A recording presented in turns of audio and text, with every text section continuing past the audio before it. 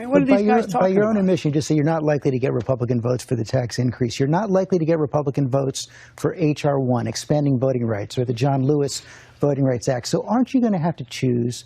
I know you've been reluctant to do away with the filibuster. Aren't you going to have to choose between preserving the filibuster and advancing your agenda? Yes. But here's the choice. I don't think you have to eliminate the filibuster. You have to do it what it used to be when I first got to the Senate and back in the old days when you used to be around there. And that is that a filibuster, you had to stand up and command the floor. And you had to keep talking alone. You couldn't call for, no one could say, quorum call. Once you stopped talking, you lost that, and someone could move in and say, I moved the question of.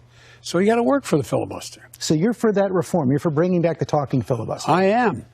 That's what it was supposed to be. Look, I think, don't hold me to the numbers, George, but I think between 1960 and 2000, there were like, I'm making this number up, I don't know. There were like, 50 filibusters. And now they're like 200 since then. Since that just put a hold changed. on it, that's it. Yeah. I mean, so the idea, it almost is getting to the point where there's, democracy's having a hard time functioning.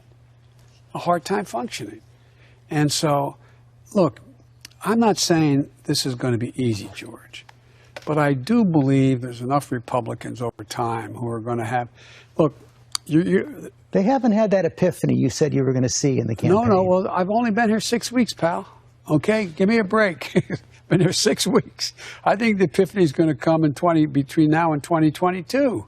This is there's 78% of the people say they support this program. 52% of Republicans. Let's assume it's off by 15%.